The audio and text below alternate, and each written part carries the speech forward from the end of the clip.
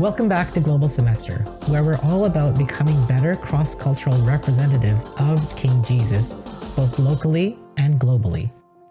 In previous videos, which you'll find linked up here, we've explored two ways to approach how we might learn to understand the worldview of another culture.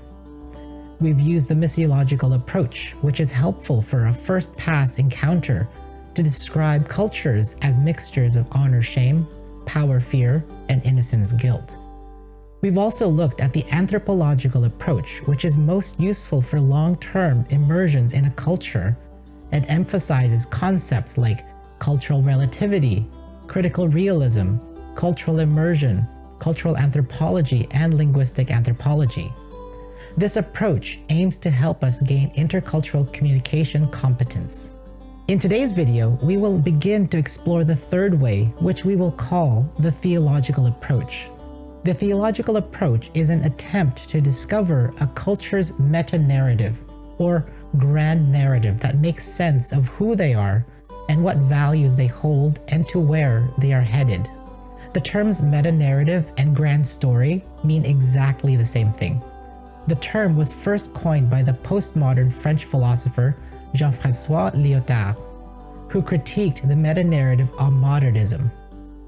The grand narrative of modernism claims to have a universal status and claims to be able to explain all other narratives. For example, the Enlightenment grand narrative would say that the hero of knowledge strives after the ethical political goal of universal peace, and through reason, the world will be freed from superstition and produce universal knowledge. Lyotard was right to critique these types of meta-narratives that seek to legitimize their story over and against a different and contrasting narrative. This is a cautionary tale of modernity and the age of exploration that colonized, deculturalized, enslaved peoples and cultures around the world. This eventually led to meta-narratives being used as a framework to describe the worldview of a culture. The Bible Project's tagline says that the Bible is a unified story that leads to Jesus. Other theologians like Richard Bauckham, Brian Walsh, J. Richard Middleton, and N.T. Wright also use meta-narratives as a framework to understanding worldviews. Today's video will explore the framework that N.T. Wright has developed in his book, The New Testament and the People of God. In Dr. N.T. Wright's framework, there are four interconnected elements: stories, questions, symbols, and cultural practices. He uses the term praxis, but we'll use cultural practices. N.T. Wright rightly says that the first element of worldview is that it provides the stories through which human beings view reality.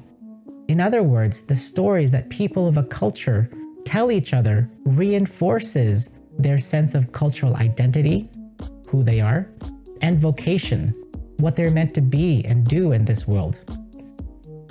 These stories can range from being historical to mythological. Historical in that the stories are grounded in lived experiences of people of that culture in the past. Mythological in that the stories symbolically express their origins, beliefs, and values, such as folk tales, children's stories, or songs. These stories help to answer some of the basic questions that determine human existence. For N.T. Wright, he boils it down to 5 questions. Who are we? Where are we? What time is it? What is wrong? And what is the solution? Then thirdly, these stories and answers to these questions are expressed in cultural symbols. These symbols serve as visual reminders of the stories, questions, and cultural practices. The cultural practices are how the worldview expressed in stories, answers to questions, and symbols are lived out in the world. They can be rituals that help the community unite to remember their identity and vocation.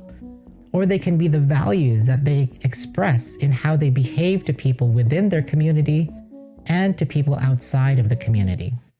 Now let's look at some examples to see how this framework of interconnected elements helps us to describe worldviews. These are examples from N.T. Wright's course on worldview, to which I've put a link below. One of the worldviews that Wright explores is that of the Roman Empire. One of the key stories of the Roman Empire is the Pax Romana, the idea that this benevolent empire will spread out through the lands and share their ideals of peace and prosperity in the land. Then this story is symbolically represented by the statues to remind the people of their great leaders, or by the roads that have been built through the taxes claimed from the people where the roads pass through, and by the theaters that not only promote the arts, but as a propaganda machine to tell and retell the stories of the leaders, however benevolent or ignominious they were.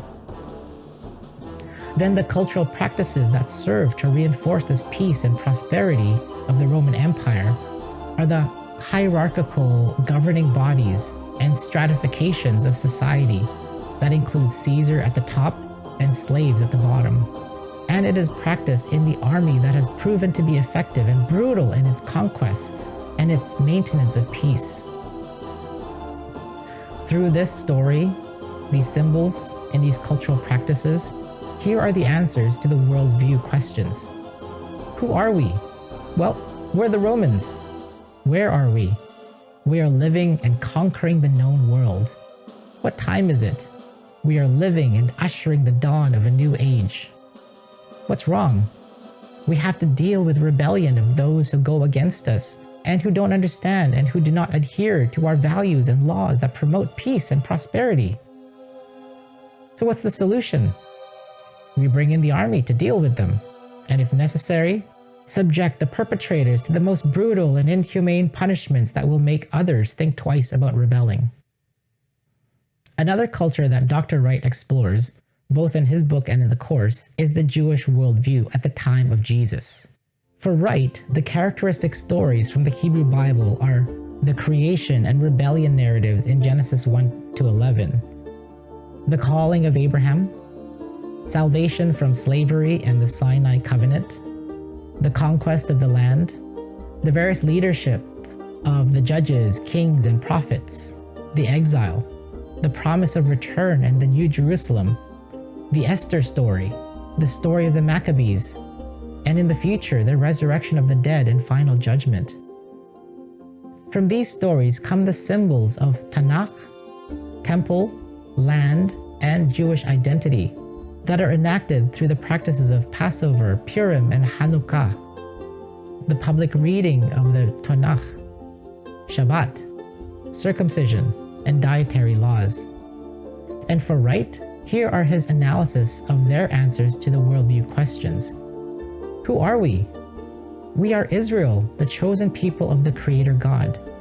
Where are we and what time is it? We are in the Holy Land, focused on the temple and Torah. But paradoxically, we are still in exile, and we are waiting for the day of the Lord, when all things will be made right. What is wrong? We have wrong rulers. Pagans on one hand, compromised Jews on the other. What's the solution?